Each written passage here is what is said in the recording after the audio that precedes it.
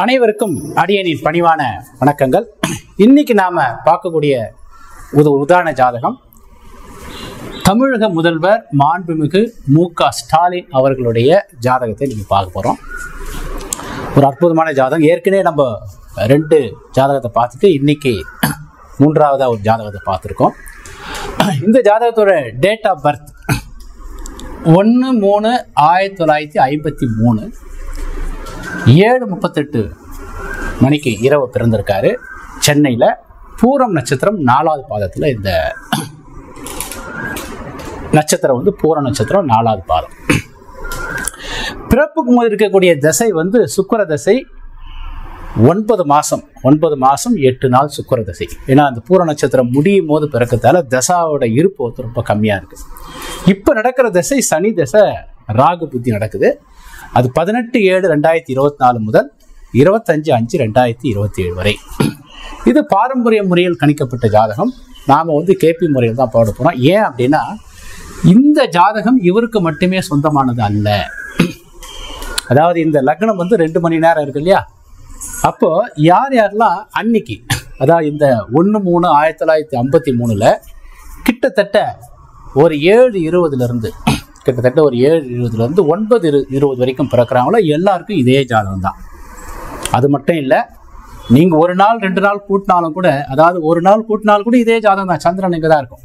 அந்த மாசத்தில் பிறக்கிற அனைவருக்கும் கிட்டத்தட்ட இதே ஜாதகம் தான். இந்த நேரத்தில் இந்த பேண்டில், இந்த கன்னி லக்னம் பேண்டில் பிறக்கக்கூடிய அனைவருக்கும் இதே ஜாதகம் அப்படிங்கிறதால இது ஒரு பொது ஜாதகம். ஏன்னா அந்த மாசத்துல ஒரு நாளைக்கே கிட்டத்தட்ட 3.5 லட்சம் குழந்தைக்கு மேலே பிறக்கிறதால இது ஒரு பொது ஜாதகம். அதனால நம்ம என்ன பண்றோம், கேபி முறையில் கணிக்கப்பட்ட ஜாதகத்தை கொண்டு இந்த ஜாதகத்தை நம்ம ஆய்வு பண்ண போறோம். அதாவது புதுசாக இந்த சேனலுக்கு வரவங்களுக்கு கொஞ்சம் புரியாம தான் இருக்கும்.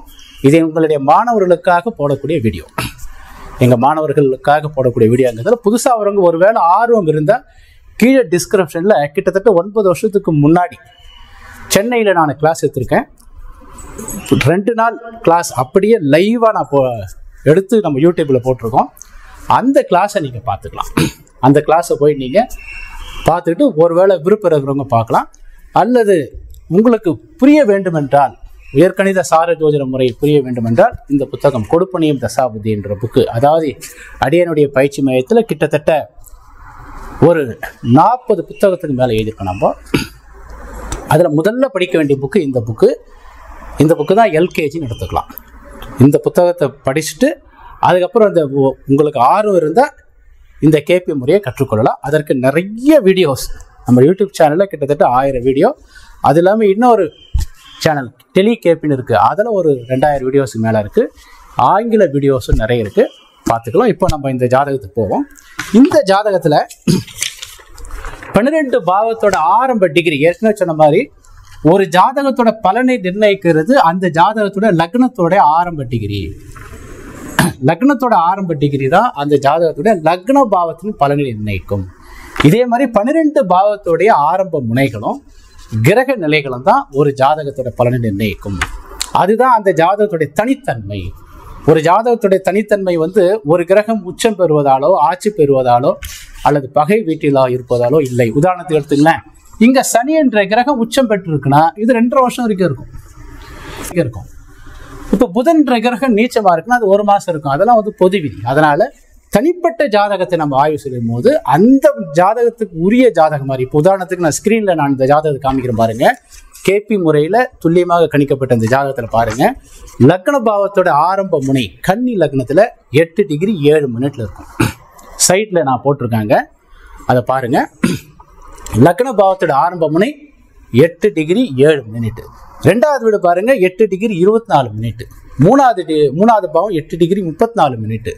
4வது பாவம் 8°1'. இந்த மாதிரி 12 பாவத்தோட ஆரம்ப முனையில ரெட் கலர்ல கொடுத்துருக்கேன். அதே மாதிரி ஒவ்வொரு கிரகத்தோடைய டிகிரி, ஒவ்வொரு கிரகம் இந்த ஜாதக கட்டத்தில் எங்க இருக்கு. உதாரணத்துக்கு சூரியன் அப்படின்னு பார்க்கும்போது இந்த ஜாதகத்துல கும்ப ராசியில 17°30' இருக்கு. சந்திரன் அப்படின்னு பார்க்கும்போது உங்களுக்கு சிம்ம ராசியில 26°8' இருக்கு. இந்த மாதிரி 9 கிரகத்தோடைய பொசிஷன் என்ன பொசிஷன் இருக்கு, அதுவும் 12 பாவத்தோடைய பொசிஷனையும் நான் இந்த ஸ்கிரீன்ல போட்டிருக்கேன் பாருங்க. இதே மாதிரி ஜாதகம் உலகத்துல வேற ஒருத்தருக்கு அமையாது. உதாரணத்துக்கு இதே மாதிரி ஜாதகத்தை நீங்க எப்படி போட்டாலும் இந்த date of birth, time, place of birth வரக்கூடிய ஜாதகம் தான் இருக்குமே ஒழிய இன்னொருத்தருக்கு அமையாது. அதனால இது தனித்துவமான ஜாதகம். ஏன்னா மனித வாழ்க்கை என்பது உங்களுக்கு ஏற்கனவே சொன்ன மாதிரி ஒரு நாளைக்கு உங்களுக்கு 3.5 லட்சம் குழந்தை பிறக்குதுன்னா தோராயமா பார்க்கும்போது ஒரு நாளைக்கு 1 லட்சத்தை விட கம்மி தான் நொடிகளே. அப்போ தோராயமாக ஒரு நொடியில 4 குழந்தை உலகத்தில் பிறகு. இதுல எந்த ஒரு குழந்தையும் ஒரு குழந்தை மாதிரி இன்னொரு குழந்தை இருக்காது.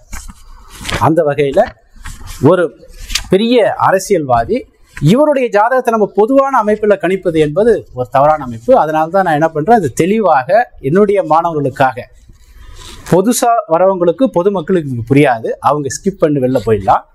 என்னுடைய மாணவர்களுக்காக இந்த வீடியோ நான் போடுறேன் நான். ஓகேங்களா?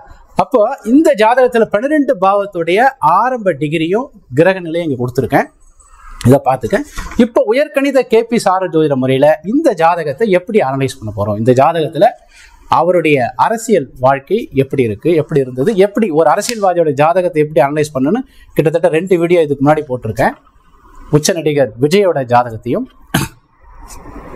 நம்ம முன்னாள் பாரதிய ஜனதா கட்சியினுடைய தலைவர் அண்ணாமலை ஐயா அவர்களுடைய ஜாதகத்தையும் 2 போன ஒரு 10-15 நாளைக்கு முன்னாடி போட்டிருக்கோம். அதை நீங்கள் பார்த்துக்கலாம்.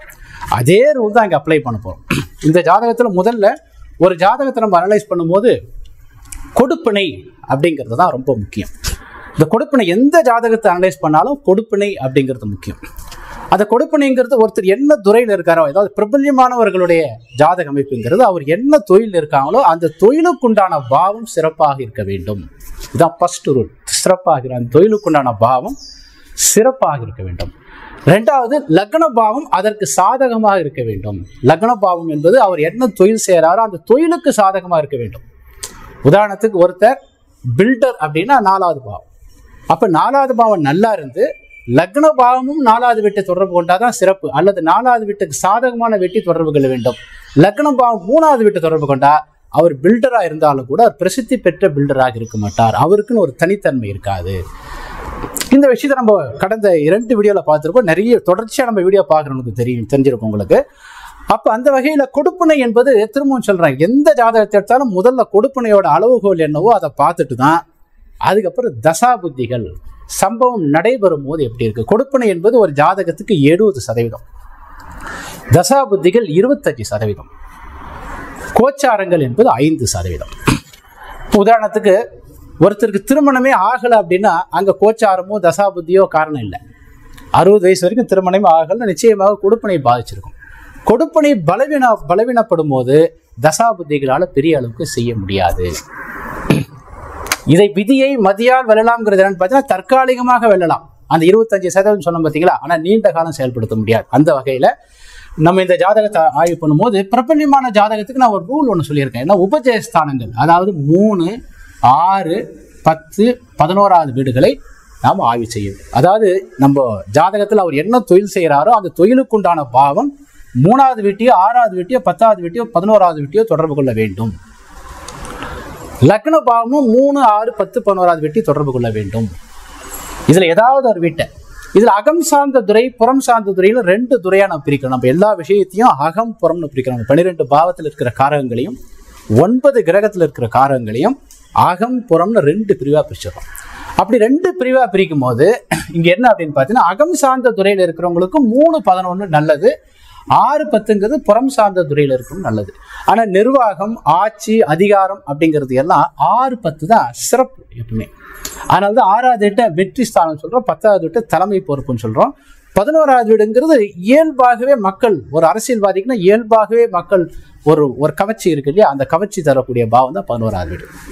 அந்த வகையில் அந்த ஜாதகத்தில் இந்த கொடுப்பினை எப்படி இருக்குங்கிறத நம்ம இந்த ஜாதகத்தில் லக்ன பாவத்தில் கொடுப்பினை எப்படி இருக்கு, 5ஆம் பாவம் தான் முதல்ல. அரசியல் என்பது 5ஆம் பாவம் ஏற்கனவே சொல்லிட்டேன். அரசியல், கலை, சினிமா, இந்த மாதிரி உணர்ச்சிகளை மையமாக வைத்து பண்ணக்கூடிய அனைத்து விஷயங்களும் 5ஆம் பாவம். அது மட்டும் இல்லாமல் 5ஆம் பாவம் பூர்வ புண்ணிய ஸ்தானம் அப்படின்னு சொல்றதால ஒரு அரசியல்லையோ சினிமாவிலோ ஒரு வெற்றி பெறுகிறார் அப்படின்னு பார்க்கும்போது பூர்வ புண்ணியமும் அங்கே ஒரு சாதகமாக இருக்கு. அந்த பூர்வ புண்ணியத்தை சொல்லக்கூடிய பாவம் தான் இந்த 5வது வீடு. அப்போ 5வது வீடு மெயின். அதற்கு சப்போர்ட்டாக ஐந்தாவது வீடு நல்லா இருந்துட்டா மட்டும் போடாது, லக்னம் நல்லா இருந்தால் தான் அது தனித்தன்மையாக சிறப்பு இருக்க முடியும், ஒரு தனித்தன்மையான மனிதராக இருக்க முடியும். ஐந்தாவது வீடு மட்டும் நல்லா இருந்தால் பொதுவாக இருக்கிற மாதிரி பொதுவான அரசியல்வாதி அப்படின்னு ஆயிடுவாங்களோ வழியே ஒரு தனித்தன்மையான நிலையில் இருக்குன்னா லக்ன பாவம் ஐந்தாவது வீட்டுக்கு சாதகமாக இருக்க வேண்டும். லக்ன பாவம் இந்த வீடுகளை தொடர்பு கொள்ள வேண்டும்.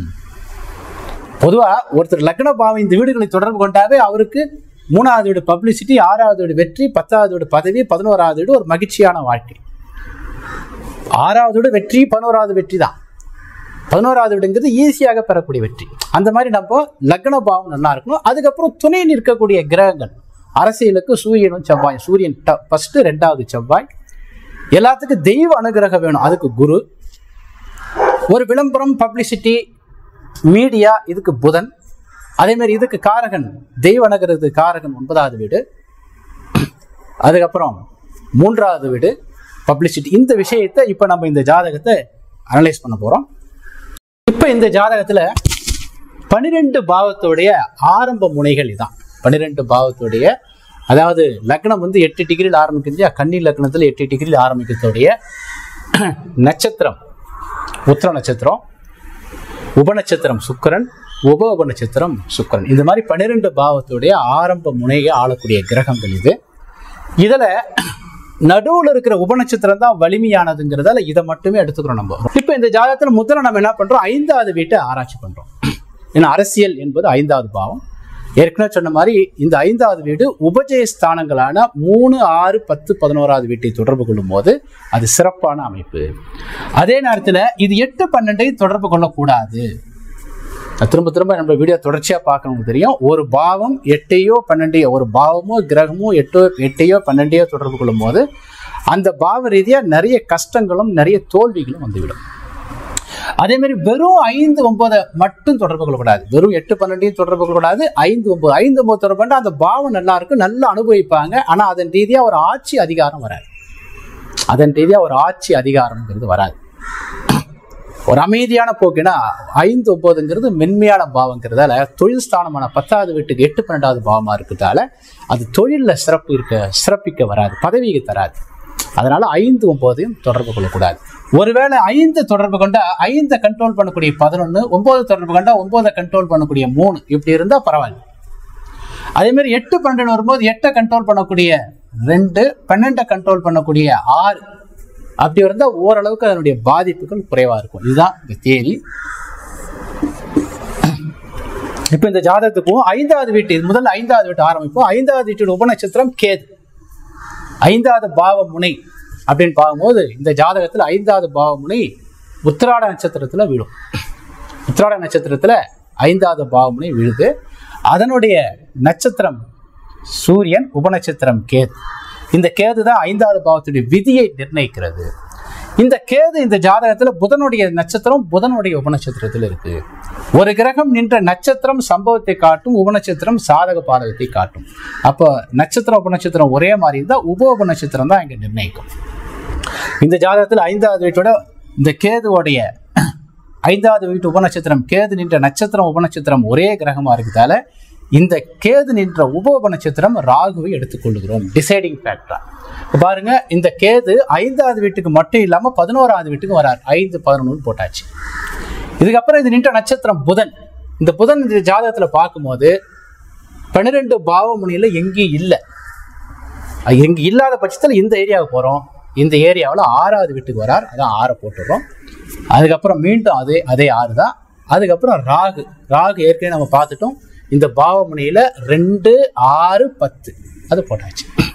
அப்ப நட்சத்திரம் காட்டிய பாவத்துக்கு உபநட்சத்திரம் சாதகமான பாவமா இருக்கிற இந்த ஏரியா சோர்ஸ் மேட்டர் டிசைடர் அப்படின்னு பிரிக்கிறோம். அப்படி பிரிக்கும் போது 5வது பாவம் 2, 6, 10 தொடர்பு கொள்கிறது. அதாவது உபஜயஸ்தானங்கள் சொல்லக்கூடிய 6, 10 அப்படியே வந்து விடுகிறது. 2, 6, 10 நம்ம ஏற்கனவே சொல்லியிருக்கோம்.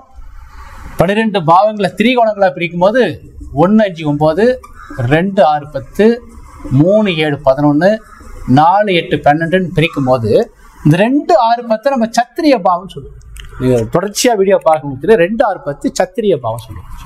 5வது வீட்டு உபநட்சத்திரம் கேது சத்திரிய பாவமான 2, 6, 10 தொடர்பு கொள்வது கொடுப்பனை நல்லா வலுவாக உள்ளது. இங்க எங்கேயும் 8, 12 வரவில்லை, 5, 9 வரவில்லை. 6, 2, 6, 10 என்பது அற்புதமான அமைப்பு. அப்ப இவருக்கு கொடுப்பனை 5வது பாவத்திற்கு கொடுப்பனை 100% வலுவாக உள்ளது. அப்ப 5வது வீட்டுக்கு டிக் பண்ணிடும், பிரமாதமாக உள்ளது. 5வது வீட்டு உபநட்சத்திரம் இங்க நல்ல நிலையில இருக்கு, இது ஒரு டிக். இதுக்கப்புறம் லக்ன உபநட்சத்திரம் திரும்பவும் சொல்ற, லக்னம் என்பது ஒரு மனிதனுடைய தனித்தன்மை. ஏன்னா இந்த ஜாதகர் நீண்ட நாட்கள் நம்ம முதல்வர் ஐயா ஸ்டாலின் அவர்களை பார்க்கும்போது கிட்டத்தட்ட 50 வருடங்களுக்கு மேல அவர் அரசியல் இருக்கார். கிட்டத்தட்ட நம்ம அந்த விக்கிமீடியாவில் போய் பார்க்கும்போது அதில் வந்த செய்தியை சொல்கிறேன். எனக்கு அரசியல் பற்றி அவ்வளோ தெரியாது, அதுக்கு நமக்கு நேரமும் இல்லை. அதெல்லாம் போய் பார்க்குறது, அரசியல் செய்தியோ சினிமா செய்தியோ பார்க்கறதுக்கு எனக்கு நேரம் இல்லை. இருந்தாலும் இந்த ஜாதகத்தை ஆய்வு பண்ணுறதுக்கு முன்னாடி நம்ம அதில் என்ன இருக்குது, இது டேலி ஆகுதான்னு பார்க்கறதுக்காக விக்கிமீடியாவில் போய் பார்க்கும்போது சொல்கிறாங்க 14 வயசுலேயே அவர் ஒரு அரசியலில் அப்போவே ஈடுபட்டார் அப்படிங்கிற மாதிரி அந்த செய்தி. அப்போ கிட்டத்தட்ட அவருக்கு 72 வயசு ஆகுது. கிட்டத்தட்ட 50 வயதுக்கு மேலே இருக்காருன்னா நான் திரும்பவும் சொல்கிறேன், கொடுப்பனை பலமாக இருந்தால் ஒரு மனிதர் ஒரு விஷயத்தை நீண்ட காலம் செய்ய முடியும். அப்போ அந்த கொடுப்பனை இங்கே பலமாக இருக்கு. 5வது பாவத்தில் கொடுப்பனை பிரமாதமாக இருக்கு. இது மட்டும் காரணம் இல்லை, இன்னும் நிறைய ஸ்ட்ரக்சர் இருக்கு. வெறும் 5வது வீட்டை மட்டுமே நம்ம ஒரு பெரிய ஆளுகளுக்கு ஒரு விஷயத்தை மட்டுமே சக்ஸஸ் ஆகாது. நிறைய விஷயம் நல்லா இருந்தால் தான் அவருக்கு அந்த வெற்றிகள், அந்த ஸ்டெப்ஸ் ஒவ்வொரு ஸ்டெப்ஸாக ஏறிட்டு போகிற மாதிரி இருக்கக்கூடிய அமைப்பு. அதில் பார்த்தீங்கன்னா 2வது லக்ன கொடுப்பனை, 2வது லக்ன கொடுப்பனை இந்த ரூல் மாறே மாறாது. நான் திரும்பவும் சொல்கிறேன், எவ்வளோ பெரிய அரசியல்வாதியாக இருந்தாலும் கூட இந்த ரூல் அப்படியே வைத்துக்கொண்டு நம்ம பயன்படுத்தலாம். லக்ன கொடுப்பனை, லக்ன உபநட்சத்திரம் சுக்கிரன். ஏற்கனவே பார்த்து லக்ன உபநட்சத்திரம் சுக்கிரன். சுக்கிரன் என்ற நட்சத்திரம் கேது, உபநட்சத்திரம் கேது. பாருங்க, சுக்கிரன் என்ற நட்சத்திரம் கேது, உபநட்சத்திரம் கேது, ரெண்டும் ஒரே கிரகமா இருக்குதால உபநட்சத்திரம் சந்திரனை கொண்டாந்து போட்டோம். இந்த சுக்கிரன் லக்னத்துக்கு மட்டும் இல்லாம 1, 3, 7, 9க்கு உபநட்சத்திரமா வராரு. நின்ற நட்சத்திரம் கேது ஏற்கனவே 5, 11 போட்டாச்சு, இங்கேயும் போட்டாச்சு. சந்திரன் இந்த ஜாதகத்துல பாவமுனைக்கு எதுவும் வரல, 2வது வீட்டுல இருக்கார், 2 போட்டாச்சு. இப்ப நட்சத்திரம் காட்டி 5, 11ங்கிறது சப்தம பாவங்கள். வெறும் 5ன்னு காமிச்சா கூட அரசியலுக்கு 5வது வீடு நல்லதுதான். ஏன்னா அரசியலுக்கு 5வது வீடு இல்லையா, லக்னம் 5வது வீட்டையே காமிக்கும் போது ஒரு நல்ல அமைப்பு தான். கூட 11 காமிக்கிறது இன்னும் சிறப்பு. அப்ப 11ங்கிறது ஏற்கனவே சொன்ன மாதிரி உபஜய ஸ்தானங்கள் அப்படிங்கிறத எந்த விதத்திலேயாவது லக்னம் தொடர்பு கொண்டாதான் ஒரு மனிதர் தனித்தன்மையோட இருக்க முடியும், ஒரு இண்டிவிஜுவாலிட்டி இருக்கும் அவங்களுக்கு. அதாவது கலைஞர் கருணாநிதி அவர்களுக்கு, நம்ம முன்னாள் முதல்வர் கருணாநிதி அவர்களுக்கு அநேகமாக 5 பிள்ளைகள் நினைக்கிறேன், எனக்கு சரியா தெரியல. 5 பிள்ளைகள்ல இவர் தான் சிறப்பா இருக்கார். அப்ப என்னன்னு பாத்தீங்கன்னா, கலைஞர் கருணாநிதியுடைய பிள்ளை அப்படிங்கிறதுக்காக மட்டும் இல்ல, இவருடைய ஜாதகத்திலேயே ஒரு சிறந்த அமைப்பு இருக்கு. அந்த லக்ன கொடுப்பனை 11. 2வது பாத்தீங்கன்னா இங்க 2 இங்க நட்சத்திரம் காட்டி 5, 11 கெடுக்கிற 4, 10 இல்லைங்கிறதால எல்லாமே வேலை செய்யும். அப்ப 2, 5, 11. அப்ப லக்ன கொடுப்பனை நல்ல நிலையில் இருக்கிறது. லக்ன கொடுப்பனை என்பது இங்க 11வது வீட்டை தொடர்பு கொள்வது அருமையான அமைப்பு ஆயிடலாம். இங்க 8, 12 வரல. 5வது வீடு வந்தாலும் 5வது வீட்டை கண்ட்ரோல் பண்ண 11 இருக்கு. 2வது 5வது வீடு அரசியலுக்கு சிறப்பு. அந்த வகையில லக்ன கொடுப்பனையும் இங்க சாதகமாக உள்ளது. இதுக்கப்புறம் நம்ம 11வது பாவ கொடுப்பனை. ஏன் 11வது பாவத்துக்கு கொடுப்பனைனா, 11வது பாவம் தான் கட்சி. அதாவது 5வது வீடு அரசியல் அப்படின்னா கட்சினா கட்சியில் இருக்கிற எல்லாரையும் நம்ம ஒன்னா சேர்க்கணும் இல்லையா. 5வது வீடு தானாக விரும்பி வரக்கூடிய மக்கள். கட்சி என்பது 11வது வீடு. அரசியல் என்பது 5வது வீடு, கட்சி என்பது 11வது வீடு. மக்கள் கூட்டம், சபை, மாநாடு, சங்கம், கூட்டம், இந்த மாதிரி எல்லாரையும் ஒருங்கிணைக்கக்கூடிய ஆற்றலை தரக்கூடியது 11வது வீடு. அந்த 11வது வீட்டு எப்படி இருக்குன்னு பார்க்கும்போது, 11வது வீட்டுடைய உபநட்சத்திரம் இந்த ஜாதகத்துல கேது. ஏற்கனவே 5க்கும் 11க்கும் ஒரே கிரகம் உபநட்சத்திரமா வந்துருச்சு. பொதுவாக சவுத் இந்தியாவில் பொறுக்கிற நிறைய பேருக்கு ஒரு பாவத்தோட உபநட்சத்திரம் அது 7வது வீட்டுக்கு உபநட்சத்திரமா வந்துடும். அந்த வகையில 11வது வீடு 2, 6, 10 என்பது அற்புதமான அமைப்பு. நான் திரும்பவும் சொல்றேன், அதே ஃபார்முலா தான். 11வது வீடு என்பதும் 2, 6, 10 தொடர்பு கொள்வதற்குரிய அமைப்பு.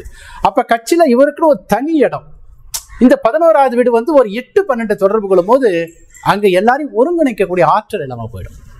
தலைவரா யாரும் ஏத்துக்க மாட்டாங்க. இந்த 11வது வீடுங்கிறது 2, 6, 10ங்கிறது சத்திரிய பாவம். திரும்பவும் சொல்ற 2, 6, 10 என்பது சத்திரிய பாவம். அப்போ ஆளுமை தன்மை. இயற்கையாவே மற்றவர்கள் இவரை தலைவராக ஏற்றுக்கொள்ள, இவரை விட மூத்த நிர்வாகிகள், அரசியல் அனுபவம் இருக்கிறவங்க கூட இவரை தலைவராக ஏற்றுக்கொண்டார்கள். அது காரணம் இந்த 11வது வீடு 2, 6, 10 என்ற அமைப்பு. அப்போ 5வது வீடு, 11வது வீடு, 1வது லக்ன பாவம் 3மே நல்லா இருக்கு. இன்னொரு சிறப்பு என்ன சொல்ல போனா, இவருடைய ஜாதகத்துல இளமையிலேயே இவருக்கு திருமணம் நடந்தது. இளமையிலேயே 22 வயசுல திருமணம் நினைக்கிறேன். 22 வயசுல திருமணம். 2வது கணவன் மனைவி ரொம்ப ஒற்றுமையானவங்க. கணவன் மனைவி வந்து பாத்தீங்கன்னா, அவங்க மனைவி வந்து பார்த்தீங்கன்னா அவ்வளோ ஒரு தெய்வ பக்தி. அது மட்டும் இல்லாமல் பார்த்தீங்கன்னா கணவன் மேல் அவ்வளோ ஒரு பாசமாக இருக்கிறாங்க. தன்னுடைய கணவனை பற்றியே ஒரு புத்தகம் கூட பெரிய லெவலில் ஒரு 4-5 வருஷத்துக்கு முன்னாடி ஒரு புத்தகம் கூட அவங்க எழுதினதா யூடியூப்பில் பார்த்தேன் நான். அந்த அளவுக்கு ரொம்ப ஒரு அந்யோன்ய தம்பதிகள் அப்படின்னு சொல்லலாம். அதுக்கு காரணம் என்ன, இவர் ஜாதகத்தில் 7வது வீட்டு உபநட்சத்திரம் சுக்கிரன் பிரமாதமாக இருக்குது. எந்த விதத்திலேயும் 6, 8, 12 தொடர்பு கொள்ள. நம்முடைய வீடியோவை தொடர்ச்சியாக திருமணம் சம்பந்தமான விஷயத்தை நம்ம நிறைய வீடியோ போட்டிருக்கோம். அதில் பிளேலிஸ்டே போட்டிருக்கோம். அதில் பார்த்தீங்கன்னா தெரியும். 7வது வீடு 5, 11 அப்படின்னாவே கணவன் மனைவி நல்ல ஒற்றுமையாக இருக்கக்கூடிய அமைப்பு. 6, 8, 12 தொடர்பு கொள்ளலை. 22 வயசுல திருமணம். அந்த கொடுப்பனை என்பது பலமாக இருந்தால் ஒரு விஷயம் முன்னாடியே நடந்துடும். எப்படி ஒரு 14 வயசுல அல்லது 15, 20 வயசுல ஒரு அரசியலுக்கு வராருன்னு தோராயமாக 20 வயசுன்னு எடுத்தாலும் கூட 20 வயசுல அரசியல் வந்து கிட்டத்தட்ட 50 வருடங்கள் ஒரு துறையில் இருக்கிறாருன்னா ஒரு கொடுப்பனை பலமாக இருக்கணும் இல்லையா? எப்படி 5வது பாவத்துக்கு சொல்லணுமோ அதே மாதிரி 22 வயசுல ஒரு திருமணம் அப்படிங்கிற அமைப்பில் வந்து அந்த கொடுப்பனை கலத்திர காரகன் சுக்கிரனே 7வது வீட்டுக்கு நம்ம திருமணம் பார்க்கும்போது 7வது வீடு சுக்கிரன் லக்னம் இது 3த்தையும் லக்னமும் 7வது வீட்டுக்கு சாதகமா இருக்கு. லக்னம் 7வது வீடு இதெல்லாம் ஒரே பிளானட்டா சுக்கிரன் வந்து 2, 5, 11 தொடர்பு கொள்றதால இங்க கணவன் மனைவி இளமையிலேயே திருமணம் ஒரு மகிழ்ச்சியான வாழ்வு. சுக்கிரனாவே மகிழ்ச்சி சந்தோஷம் இதெல்லாம் சொல்லக்கூடியது. அது அற்புதமான அமைப்பு. அதாவது இது அரசியலுக்கு சம்பந்தம் இல்லாமல் இருந்தாலும் கூட புரிந்து கொள்றதுக்காக நான் சொல்றேன். ஏன்னா இந்த காலத்துல 30 வயசுக்கு மேல திருமணம் பண்றவங்க தான் நிறைய. அந்த வகையில் ஒரு பிரபல்யமானவர்கள் ரொம்ப லேட்டா தான் திருமணம் பண்ணுவாங்க. இவர் ஜாதகத்தில் அந்த கொடுப்பனை வலுவாக அமைந்ததால் அவருக்கு அந்த மாதிரி அமைப்பு. ஓகேங்களா? அடுத்து 9வது வீடு. 9வது வீடு ஏற்கனவே சொன்ன மாதிரி தெய்வ அனுகிரகங்கள் இருக்கக்கூடிய ஒரு அமைப்பு. ஏன்னா எந்த விஷயத்திலையும் ஒருவர் உயர்ந்த நிலைக்கு செல்கிறார் என்றால் அவருக்கு தெய்வ அனுகிரகங்கள் ரொம்ப ரொம்ப முக்கியம். அந்த தெய்வ அனுகிரகங்கள் இருந்தாதான் ஒரு மனிதன் உயர்ந்த நிலைக்கு போக முடியும். 2வது 9வது வீடு என்பது தெய்வ அனுகிரகம் மட்டும் இல்லாமல் வாய்ப்புகளை தரக்கூடிய இயற்கை சூழல் என்பது 9வது வீடு. ஒரு அரசியலில் ஒரு உயர்ந்த நிலைக்கு வர வேண்டும் என்றால் சூழல்கள் நன்றாக இருக்க வேண்டும். எதிரிகள் நம்மை விட பலமாக இருக்கக்கூடாது. அந்த வகையில இவருக்கு 9வது வீட்டு உபநட்சத்திரம் அதே சுக்கிரன். 9வது வீட்டு உபநட்சத்திரம் அதே சுக்கிரன் 5, 11, 2, 5, 11. இங்க 6, 8, 12 இல்லை. அப்போ 9வது வீட்டும் கொடுப்பனையும் இங்க ஏற்கனவே சொன்ன மாதிரி இந்த 8, 12 அப்படிங்கிறது வரவில்லை. அப்ப 5, 11ங்கிறது 7வது பாவம். 5, 11 7வது வீடு கூட்டணி கட்சிகளையும் குறிக்கக்கூடியது. கூட்டணி கட்சிகளை அரவணைத்து செல்லக்கூடிய இந்த 5, 11ங்கிறது கொஞ்சம் விட்டு கொடுத்துட்டு போற மாதிரி, ஒரு குலர் விட்டு கொடுத்துட்டு போற மாதிரி ஒரு மென்மையான சுபாவமாக இருக்கக்கூடிய 7வது பாவங்கிறது கூட்டணியை குறிக்கூடியது. நம்ம அக வாழ்க்கையில பார்க்கும்போது மனைவியை சொல்லும் போது புற வாழ்க்கையை பார்க்கும்போது நமக்கு சமமான கூட்டணிகளை குறிக்கக்கூடியது 7வது பாவத்துடைய அமைப்பு. அந்த வகையில இங்க 2, 5, 11 என்பது 9வது பாவமும் வலுவாக உள்ளது. 9வது பாவம் தன்னுடைய பாவத்தை கெடுக்கக்கூடிய 4, 8, 12வது வீட்டை இங்கு தொடர்பு கொள்ளவில்லை. நட்சத்திர வழியாவோ உபநட்சத்திர வழியாவோ உபநட்சத்திர வழியாவோ இங்கு தொடர்பு கொள்ளவில்லை. அதனால 9வது பாவம் ரொம்ப அற்புதமாக உள்ளது. இதுக்கப்புறம் 3வது வீடு, அதாவது இதெல்லாம் இந்த ரொம்ப முக்கியமானது 5, அதுக்கப்புறம் 1, அதுக்கப்புறம் 11, அதுக்கப்புறம் 9, கடைசியா 3ஆம் பாவம். 3ஆம் பாவம் ஒரு அரசியல்வாதினா அவங்களை பத்தி பத்திரிகைகள் என்ன செய்தி. 3ஆம் பாவம் விளம்பரம், செய்தி, தகவல் தொடர்பு. 3ஆம் பாவம் கெட்டு போனா நல்ல செய்தி, நம்மளை பத்தி நல்ல செய்தி வராது. ஒரு அரசியல்வாதிக்கு 3வது பாவம் ரொம்ப முக்கியம். 3வது பாவம் சரியில்லைன்னா பத்திரிகைக்காரங்க ரொம்ப அதிகமா அவரை பத்தி தவறான செய்தி, அவரை பற்றின என்ன கெட்ட செய்தி, அந்த செய்தி உடனடியாக வந்துடும். விளம்பரம் 3வது பாவம் விளம்பரம். ஒரு மனிதனுடைய புகழ் என்பது 3வது பாவம். புகழ் என்பது 10வது பாவத்தில் இருக்கு, 3வது பாவத்தில் இருக்கு. 10வது பாவம் பதவி மூலமா வரக்கூடிய புகழ். 3வது பாவம் ஒரு மனிதனுடைய செயலாற்றல், அவருடைய குணநலங்கள் மூலமா வரக்கூடிய புகழ். அந்த வகையில 3வது வீட்டு உபநட்சத்திரம் இந்த ஜாதகத்துல வந்து சுக்கிரன். அதே சுக்கிரன் தான் 3வது வீட்டு உபநட்சத்திரம். அதுவும் இங்க எந்த வகையிலையும் 6, 8, 12 தொடர்பு கொள்ளல. நல்ல அருமையாக 2, 5, 11 அப்படிங்கிற அமைப்பு. இங்க நல்லா பார்க்கணும். எல்லா பாவங்களும் உபஜயஸ்தானமான 3, 6 உபஜயஸ்தானங்கள்ல 3, 6, 10, 11, 10, 11 என்பது ரொம்ப வலுவானது. நம்ம நிறைய டைம் சொல்லியிருப்பேன். அப்ப இந்த 3வது பாவமும் இங்க நல்லதா இருக்கு, கெட்டு போல. 3வது பாவங்கிறதும் இங்க வந்து கெட்டு போல. நான் திரும்பவும் சொல்றேன், உபஜயஸ்தானங்களான 3, 6, 10, 11 10, 11 வலுவானதுன்னு சொன்ன மாதிரி இங்க இருக்கக்கூடிய 5, 1, 11, 9, 3 இந்த 5 பாவங்களும் உபஜயஸ்தானங்களை தொடர்பு கொள்கிறது. அதே நேரத்தில் 8, 12 தொடர்பு கொள்ளவில்லை. 8, 12 தொடர்பு கொள்ளாமல் இருத்தல் என்பது அருமையான அமைப்பு. ஏன்னா 8, 12 தொடர்பு கொள்ளும்போது ஒரு வீழ்ச்சி வரும்போது அதுல இருந்து எழுந்துக்கு ரொம்ப கஷ்டம். எப்படியும் ஒரு ஜாதகத்துல 2, 3 கிரகங்கள் 8, 12 தொடர்பு கொள்ளதான் செய்யும். ஆனா முக்கியமான முக்கியமான பாவம் நம்ம என்ன தொழில் செய்யறோமோ அந்த தொழிலுக்கு உண்டான பாவமும் லக்ன பாவமும் 9ஆம் பாவமும் தொழிலுக்கு துணை நிற்கக்கூடிய இங்க தொழிலுக்கு துணை நிற்கக்கூடிய பாவங்கிறது அரசியலுக்கு துணை நிற்கக்கூடிய பாவம் என்பது 11. ஏன்னா கட்சி நல்லா இருக்கும். கட்சியில் எல்லாரும் நம்ம நலம் விரும்பிகள் இருக்கணும். வெறும் பணத்தை கொடுத்தே ஓட்டு வாங்க முடியாது. கொஞ்சம் வாலண்டரி சர்வீஸ்ன்னு சொல்றோம் இல்லையா, அதான் 11ஆவது. அந்த வகையில இந்த 5 பாவங்களும் நல்ல அமைப்பு இருக்கு. அதுக்கப்புறம் கிரக காரகம், பாவ காரகத்தை முடிச்சுட்டு நம்ம கிரக காரத்துக்கு வரும். ஒரு சிஸ்டமேட்டிக்கா வரணுங்கிறதால அப்ப கிரக காரகம் போகும்போது அரசியல் என்ன பார்க்கும்போது சூரியன் செவ்வாய் 2 கிரகம். அதுல சூரியன் முதல் நிலையில வரும், செவ்வாய் 2வது நிலையில. சூரியன் என்பது ஆளுமை, செவ்வாய் என்பது ஒரு கட்டுப்பாடோட எல்லாரும் வச்சிருக்கக்கூடிய ஒரு அமைப்பு. சட்டம் ஒழுங்கு இதெல்லாம் கட்டுப்பாடோட வச்சுக்கூடிய அதுவும் செவ்வாயும் ஒரு ஆளுமை தான். அந்த வகையில சூரியனை பார்க்கும்போது இந்த ஜாதகத்துல சூரியன் 3 பாவ முனைக்கு வரல. 3க்கும் 11க்கும் உப நட்சத்திரம் போட்டாச்சுங்க. அது ராகுவோட நட்சத்திரம், மீண்டும் சூரியனோட உப நட்சத்திரம். இங்க சூரியனை பாருங்க 2, 6, 10. இங்க 3க்கு 12வது வீடு 2ம் 11வது வீட்டுக்கு 12வது வீடு 10 இருக்குதான். அந்த 3, 11 கட் ஆயிட்டு 2, 6, 10 வேலை செய்யும். சூரியன் 2, 6, 10 தொடர்பு கொள்வது அற்புதமான அமைப்பு.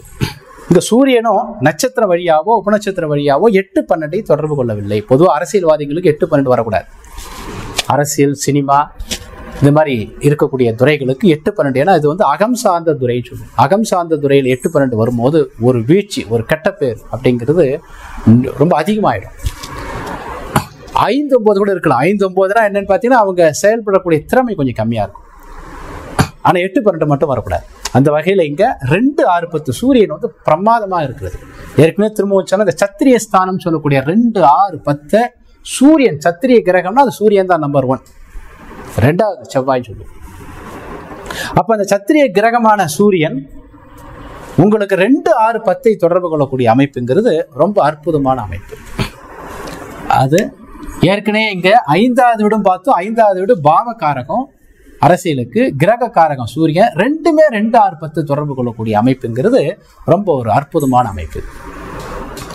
3வது நம்ம என்ன பண்றோம்னா செவ்வாய், 2வது செவ்வாய் கிரக காரகம் செவ்வாய் இந்த ஜாதகத்தில் எப்படி இருக்கு.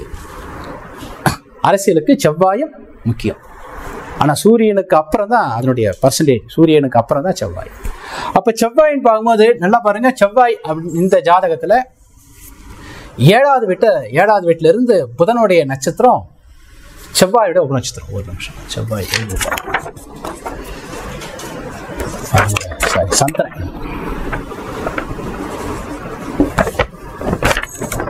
செவ்வாய் பாவமுனையில் எங்கேயும் இருக்காது. இந்த பாவமுனையில உபநட்சத்திரமாவோ நட்சத்திரமாவோ எங்கேயும் இருக்காது. ஆனா ஜாதக கட்டத்துல 7வது வீட்டுல ஒரு கிரகம் எந்த பாவமுனையும் இல்லை அப்படின்னா அது எங்க உட்காந்துட்டு இருக்குன்னு கடைசி ஸ்டேஜ் போறோம்.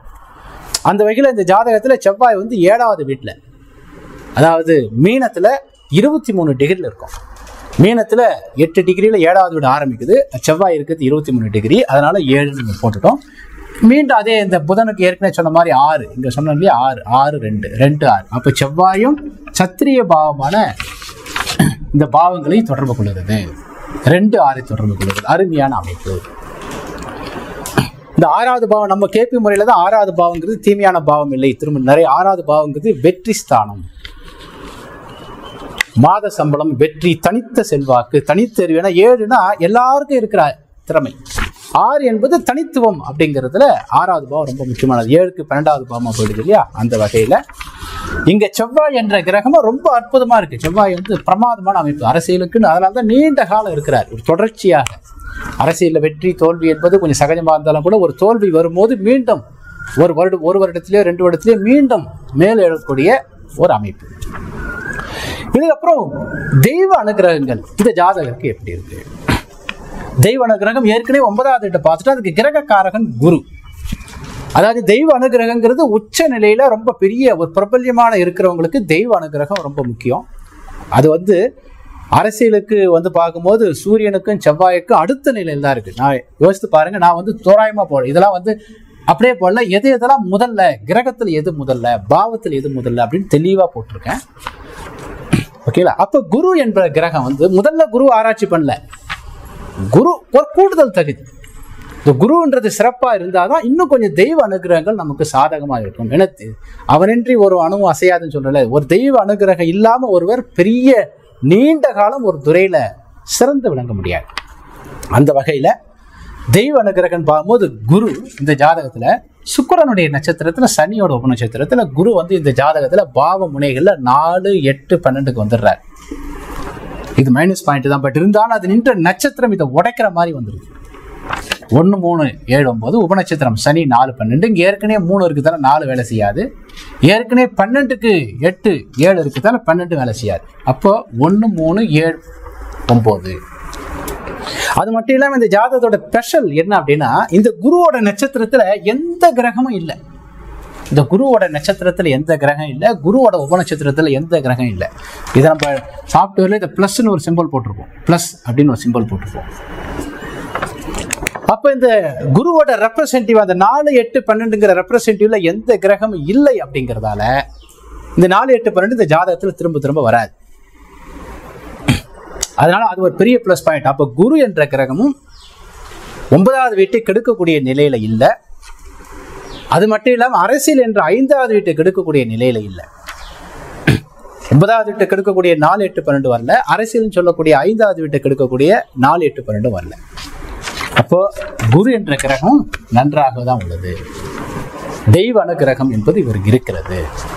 இவருக்கு தெய்வ நம்பிக்கை இருக்கோ இல்லையா அப்பாற்பட்ட விஷயம். ஆனா இவருக்கு தெய்வ அனுகிரகம் என்பது இருக்கிறது. இதுக்கப்புறம் புதன் எதுக்குன்னா, எப்ப 3வது பாவத்துல கிரக காரகம். 3வது பாவம் பப்ளிசிட்டி, விளம்பரம் சொல்றோம் இல்லையா, பத்திரிகை இதெல்லாம் சொல்றோம் இல்லையா. அதே மாதிரி புதன் என்பது நுண்ணறிவு, உடனுக்குடன் வார்த்தைகள் வரக்கூடிய அமைப்பு. புதன் ஒருத்தருக்கு ஜாதகத்துல நல்லா இருந்தா, கலைஞர் கருணாநிதி எடுத்தீங்கன்னா சிலேடியா பேசுவாரு. எந்த டாபிக்னாலும் அப்படியே பேசிக்கிட்டே இருப்பார். நம்ம அரசியல்வாதிகள் நிறைய பேர் பார்க்கலாம், வைகோ இந்த மாதிரி ஆளுங்கள்லாம் புதன் பிரமாதமா இருக்கும். அந்த மாதிரி புதன் என்பது உடனுக்குடன் பேச்சாற்று தரக்கூடிய கிரகம். உடனுக்குடன் பேச்ச பத்திரிகையாட்டில் மீட் பண்ணும்போது எந்த குறிப்பும் இல்லாம அப்படியே பேசணும். இப்போ நம்ம நாம் தமிழர் கட்சி அண்ணன் சீமான் இருக்காரு இல்லையா, வைகோ, திருமாவளவன், இந்த மாதிரி நபர்கள் எந்த ஒரு குறிப்பு இல்லாமல் அப்படியே பேசிக்கிட்டே இருப்பாங்க. அதுதான் புதன் நன்றாக இருக்கும் போது அது உடனுக்குடன் செய்திகளை உடனுக்குடன் எடுத்து சொல்லக்கூடிய அமைப்பு இருக்கு. அரசியல்வாதிக்கு அதுவும் முக்கியம். ஆனா அது குருவுக்கு அப்புறம் தான் வருது. ஏன்னா நமக்கு புரட்சி தலைவர் எம்ஜிஆர் அவர்களுக்கு தெரியும், அவருக்கு அவ்வளவு அழகாலாம் பேச மாட்டார், மக்கள் செல்வாக்கு. அப்போ புதன் என்ற கிரகம் நல்லா இருந்தே ஆகணுன்ற கட்டாயம் இல்லை. அது இருந்தா ஒரு கூடுதல் பெனிஃபிட். அந்த வகையில் இந்த ஜாதகத்துல புதன் என்ற கிரகம் 6வது வீட்டு உபநட்சத்திரம், ஏற்கனவே 6வது வீட்டு உப நட்சத்திரம், அது சனியோட நட்சத்திரத்துல இருக்கு. சனி 4, 12, உபநட்சத்திரம் 6. இது 4, 6, 12. இது கொஞ்சம் மைனஸ் பாயிண்ட். அந்த 12 வந்துச்சு பாத்தீங்களா, இந்த 12 என்பது ஒரு மைனஸ் பாயிண்ட். ஆனா அதை கண்ட்ரோல் பண்ணக்கூடிய 6 வந்துச்சு. இருந்தாலும் நம்ம புதனுக்கு நம்ம மற்ற கிரகத்துக்கு சொன்ன மாதிரி நல்ல ஒரு வெயிட்டா நம்ம கொடுக்க முடியாது. ஏன்னா அது 12 வரும்போது நிச்சயமா கொஞ்சம் செய்கூலி சேதாரம் இருக்கதான் செய்யுது. அப்ப புதனுக்கு நம்ம எவ்வளவு மார்க் கொடுக்கலாம்? இதுக்கெல்லாம் நம்ம கிட்டத்தட்ட ஒரு 90 மார்க்குக்கு மேல கொடுக்குறோம். ஒன்னொன்னுக்கு 100 மார்க்னா 90 மார்க் மேல கொடுத்துடலாம். ஆனா புதனுக்கு மட்டும் நம்ம ஒரு 50-55% தான் கொடுக்க முடியும். ஏன்னா இங்க 12வது வீடு தொடர்பு போட்டுறதால ஒரு ஆவரேஜ் லெவல்ல இருக்கு அப்படின்னு எடுத்துக்கலாம். அப்போ மெஜாரிட்டி ஆஃப் விஷயங்கள் நல்லா இருக்குதால் தான் இப்போ இது வரைக்கும் நான் கொடுப்பனை தான் பார்த்தேன் முதல்ல. இதுக்கப்புறம் தான் தசாபுத்திகளை போய் நம்ம அனலைஸ் பண்றோம் இந்த ஜாதகத்தில். அப்போ கொடுப்பனை அப்படிங்கிற வகையில இந்த அமைப்புகள், அதாவது கிட்டத்தட்ட 9 நிலையில இந்த ஜாதகத்தை அமைக்கும் போது 8 நிலைகள்ல பிரமாதமா இருக்கு. கடைசியா இருக்கக்கூடிய புதன் மட்டும் கொஞ்சம் வீக். அது ஒரு 1/2 மார்க் போட்டாலும் கூட ஏற்ற மார்க் அப்படின்னு எடுத்துக்கலாம். அப்போ ஒரு அருமையான ஒரு அமைப்பு தான் இந்த ஜாதகத்தை பொறுத்த வரைக்கும். கொடுப்பனை வலுவாக உள்ளது. இப்ப தசாபுத்தி வரும். இந்த ஜாதகத்தில் நடக்கிற தசாபுத்தி, நடப்பு தசை என்ன, நடப்பது. அதாவது கொடுப்பனை வலுவா இருக்கிறவங்க எப்போதுமே ஒரு வீழ்ச்சி வந்தா அவங்க மீண்டும் எழுந்துக்குவாங்க. நான் திரும்ப திரும்ப நிறைய டைம் நான் சொல்லியிருப்பேன், கொடுப்பனை வலுவாக வந்துட்ட பிறகு ஒரு வீழ்ச்சி வரும்போது அந்த வீழ்ச்சி வந்த உடனே அடங்கிடாம மீண்டும் குறுகிய காலத்தில் ஒரு 3 மாசம் 4 மாசத்துல மீண்டும் நார்மல் கண்டிஷன் வந்துருவாங்க. அந்த வகையில கொடுப்பனை பலமாக இருப்பதால் இவருக்கு எண்ணிக்கை அரசியலில் ஒரு சிறப்பான அமைப்பு என்பது எப்பொழுதுமே இருக்கிறதுக்கான அமைப்பு இது காமிக்குதா. இப்ப நடக்கிற தசாபுத்தி, இப்ப நடக்கிற தசை சனி தசை. சனி தசை எப்ப இருந்துன்னு பார்த்தீங்கன்னா 2010 10/12/2010 இருந்து 10/12/2029 வரைக்கும் சனி தசை நடைபெறுகிறது. இந்த சனி தசை இவருக்கு எப்படி இருக்கு? பொதுவாக திரும்பவும் சொல்ற, அரசியல்வாதிகளுக்கு பொறுத்த வரைக்கும் 4, 8, 12 வேலை செய்யக்கூடாது. 4, 8, 12 தசாநாதன் தொடர்பு கொண்டா அங்க ரொம்ப பெரிய வீழ்ச்சி வந்துடும். 4 என்பது 5க்கு 12வது வீடு மட்டும் இல்லாமல் 9க்கு 8வது வீடு. 9வது பாவம் தெய்வ அனுகிரகம், நம்பிக்கை, நாணயம், மக்கள் மத்தியில் இருக்கிற அந்த மரியாதை எல்லாம் 9வது வீடு. அதை இந்த 4வது வீடுக்கு எடுத்துரும். 8, 12ங்கிறது பொதுவாகவே அது வீழ்ச்சி. இப்போ இங்க சனி 4, 12 உபநட்சத்திரமா அது 7யும் 1, 3 அது நின்ற நட்சத்திரம் செவ்வாய், உபநட்சத்திரம் சுக்கிரன். எப்போதுமே ஒரு கிரகம் அது நின்ற நட்சத்திரம் உபநட்சத்திரத்தின் வேலை தான் செய்யும். அப்போ இங்க 1, 3, 7, 9ங்கிறது அருமையான அமைப்பு. 1, 3, 7, 9 என்பது அருமையான அமைப்பு. இதே 2, 6, 10 நல்லா வந்திருக்கலாம் பதவியில். ஆனாலும் இவருக்கு பொறுமையாக இந்த சனி தசை கிட்டத்தட்ட அவருக்கு 2010 கிட்டத்தட்ட 15 வருஷத்துக்கு முன்னாடியே அவர் வந்துச்சு. இந்த சனி தசையில் அவருக்கு நல்ல பேர். 3, 7, 11 அது அரசியல்வாதிகளுக்கு 3வது பாவம் ஆப்ரேட் ஆனால் ரொம்ப நல்லது. 3, 7, 9 இதெல்லாம் அருமையான அமைப்பு ஆகிடலாம். அந்த வகையில் வெறும் 9 வந்தால் முடியாது, வெறும் 9 மட்டும் வந்தால் முடியாது. 3 வரும்போது ஏற்கனவே சொன்னேன் இல்லையா, 3 வரும்போது 9 வரும்போது 3 வந்துட்டா பரவாயில்லன்னு சொன்னேன் இல்லையா. வெறும் 9 வரும், மரியாதை மட்டும் இருக்கும், பதவிக்கு வர முடியாது. ஆனால் அதை கண்ட்ரோல் பண்ணக்கூடிய 3 வந்துச்சு. 1, 3, 7, 9ங்கிறது சனி திசை, அருமையான திசை. இல்லை அரசியல வீழ்ச்சி இல்லை. 3வது பாவம் வந்தாவே 4 வேலை செய்யாது, 7 வந்தாவே 8 வேலை செய்யாது, 12 வேலை செய்யாது. ஒரு தசையில் 7 வந்துட்டாவே அது 8க்கு 12வது வீடுங்கிறதாலையும் 12வது வீட்டுக்கு அது 8வது வீடு அப்படிங்கிறதாலையும் 7 வந்துட்டாவே 8, 12 வேலை செய்யாது. அதனால நான் சொல்றேன், இந்த 3, 7, 11 நம்ம இன்பஸ்தானம் சொல்றோம். அப்ப இந்த சனி தசை என்பது அற்புதமான தசை. நடப்பு புத்தி, இப்ப தசையை சொல்லிட்டோம். நடப்பு புத்தி எப்படி இருக்குன்னு பார்க்கும்போது, நடப்பு புத்தி ராகு புத்தி 2024 போன வருஷம், அதாவது 19/7/2024 முதல் 26/5/2027 வரைக்கும் சனி புத்தி நடைபெறுகிறது. இந்த ராகு புத்தி சனி திசையில ராகு புத்தி நடைபெறுகிறது. இந்த ராகு பார்க்கும்போது, ராகு ஏற்கனவே நம்ம பார்த்தோம் 2, 6, 10 2, 6, 10க்கு உபநட்சத்திரமா சந்திரனோட நட்சத்திரத்துல, சனியோட உபநட்சத்திரத்துல. அது மொத்தமா பார்க்கும்போது நட்சத்திரம் காட்டிய பாவமும் எல்லாம் ஒரே அணியா இருக்கிறதால அது எல்லா பாவமும் அப்படி வேலை செய்ய ஆரம்பிச்சு. இங்க கையில வச்சுங்கிற பாவத்துக்கு எதிராக இருக்கிறதால கையில வச்சுங்கிற பாவங்கள் டெவலப் ஆகல. ஆனா இங்க 2, 6, 10 அப்படியே டெவலப் ஆயிடுது. அப்ப 2, 4, 6, 10, 12 என்பது அருமையான அமைப்பு. இந்த 12 என்பது கொஞ்சம் பலவீனம் தான். ஆனா வெறும் 12 இல்லை. இந்த பேப்பர் வெள்ளை பேப்பர்னா, இந்த பேப்பர்ல வெள்ளையா இருக்குன்னா இங்க ஒரு கோடு போட்டா இது கருப்பு நிறம் ஆயிடாது.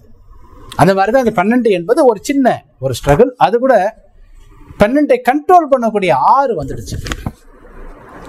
அதனால இந்த சனி புத்தி என்பது அவருக்கு 2, 6, 10 திரும்பவும் சொல்ற அந்த சத்திரிய ஸ்தானம் என்ன 2, 6, 10 அங்க வந்துட்டதால இந்த ராகு புத்தி என்பது அருமையான புத்தி தான். ராகு புத்திலையும் நல்ல ஒரு அரசியல்ல செல்வாக்கு நல்லதா இருக்கும்.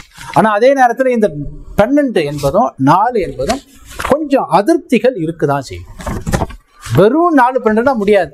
அந்த 12 கண்ட்ரோல் பண்ணக்கூடிய 6 இருக்குதால கொஞ்சம் அதிருப்தி இருந்தாலும் கூட இந்த ராகு புத்தி என்பது 6, 2, 6, 10 தொடர்பு கொள்றதுனால அவருக்கு அரசியல் சிறப்பா இருக்கும். பெரும்பாலான கிரகங்கள் அடுத்து வரக்கூடிய குரு புத்தியும் சரி, அடுத்து வரக்கூடிய குரு புத்தினா 2027க்கு வரக்கூடிய குரு புத்தியும் அவருக்கு நல்லதா இருக்கும். அந்த வகையில இந்த ஜாதகத்தை பொறுத்த வரைக்கும் மிக அற்புதமாக, நல்ல வலுவாக இப்ப இருக்கிற கட்சிகள்ல அதிகமாக செல்வாக்கு இருக்கக்கூடிய நிலை இவருக்கு தான். உதாரணத்துக்கு 2026 நம்ம எலெக்ஷன் வரக்கூடிய அந்த நேரத்தில் அவருக்கு அநேகமாக புதன் புத்தி, அதாவது சனி திசையில ராகு புத்தியில கேதுவோட அந்தரம் இல்லைன்னா சுக்கிரனுடைய அந்தரம் வரும். கேது அந்தரமும் சுக்கிர அந்தரம் அந்த நேரத்தில், அதாவது தசா புத்தி அந்தரம்னு பிரிக்கும் போது புத்தி என்பது 3 வருஷம் இருக்கு இல்லையா, அது அந்தரம் என்பது அந்த நேரத்துக்கு உண்டான அமைப்பு. அப்போ அந்த நேரத்தில் தசை சனி தசை, ராகு புத்தி, அந்தரம் கேதுவோட அந்தரம் உங்களுக்கு 2026 18/3/2026 இருந்து, அதாவது 18/3/2026 இருந்து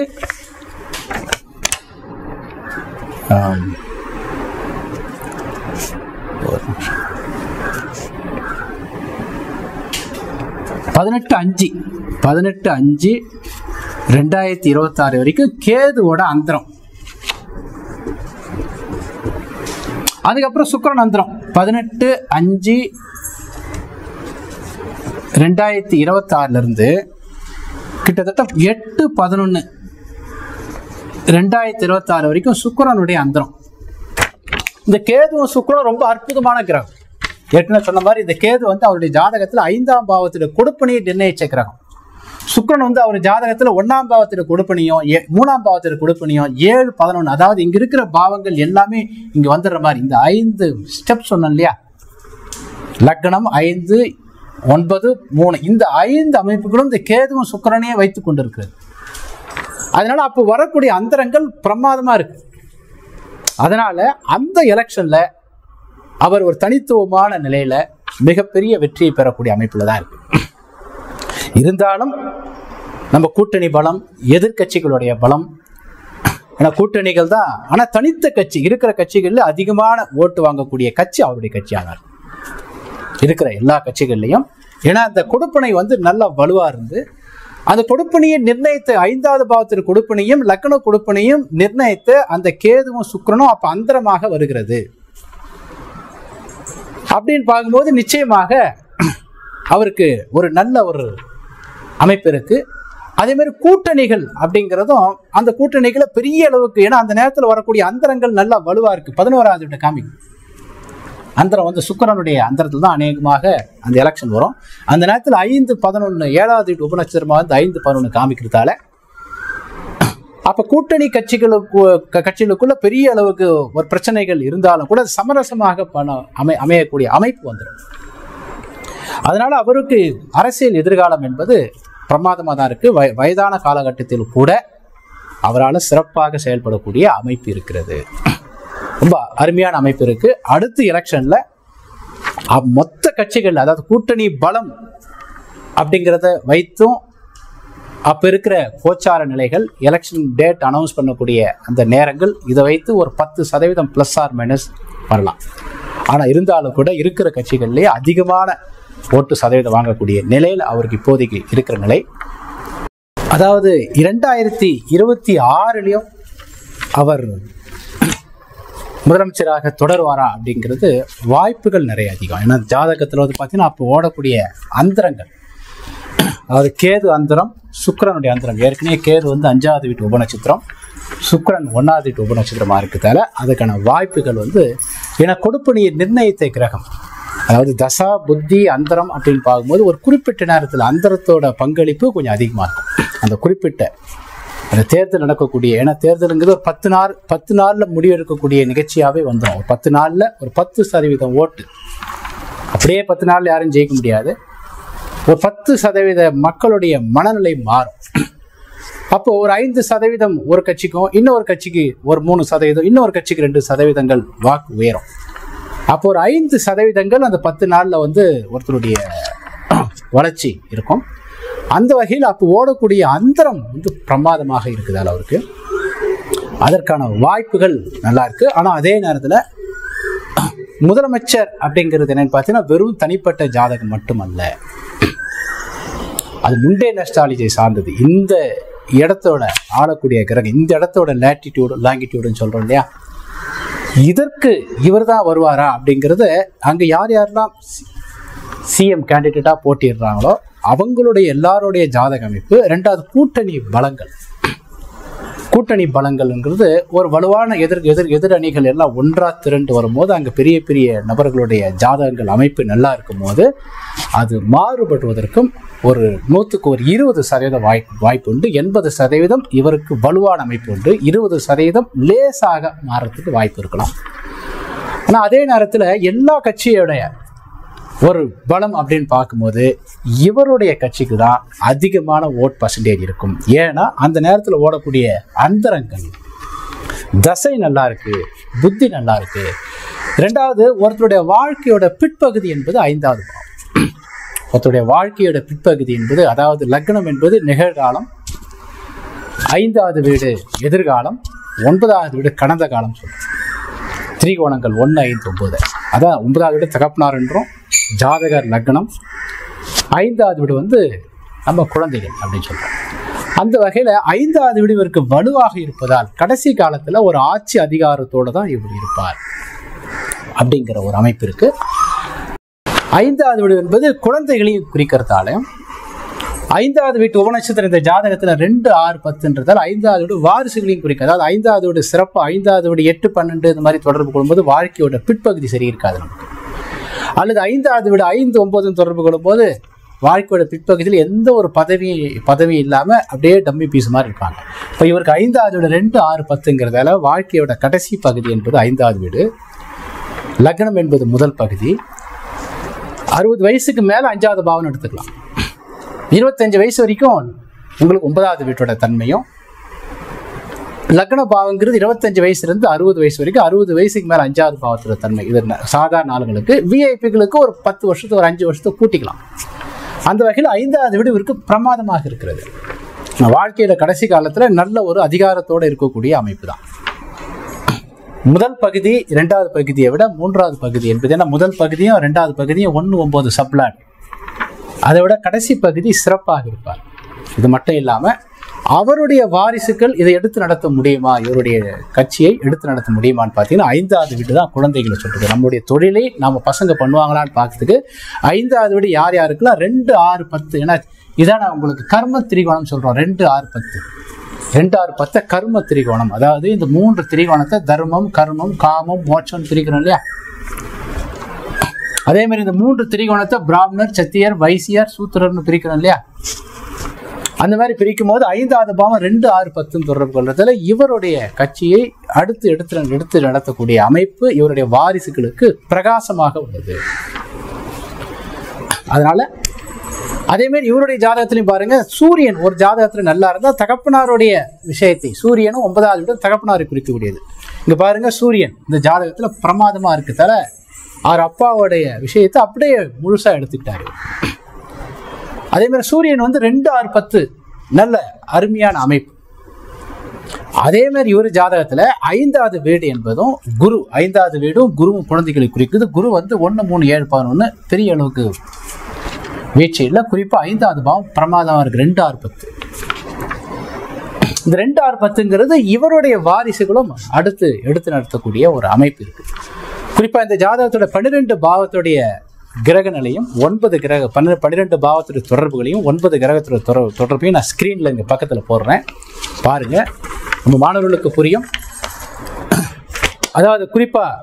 அதாவது இந்த ஜாதகத்துல 12 பாவத்துடைய சிக்னிஃபேக்டர், 12 பாவமும் என்னென்ன பாவத்தை தொடர்பு கொள்கிறது, 9 கிரகமும் என்னென்ன பாவங்களை தொடர்பு கொள்கிறது அப்படிங்கிறத நான் இங்க உங்களுக்கு லெஃப்ட் ஹேண்ட் சைடு நான் போடுறேன், அதை பாருங்க.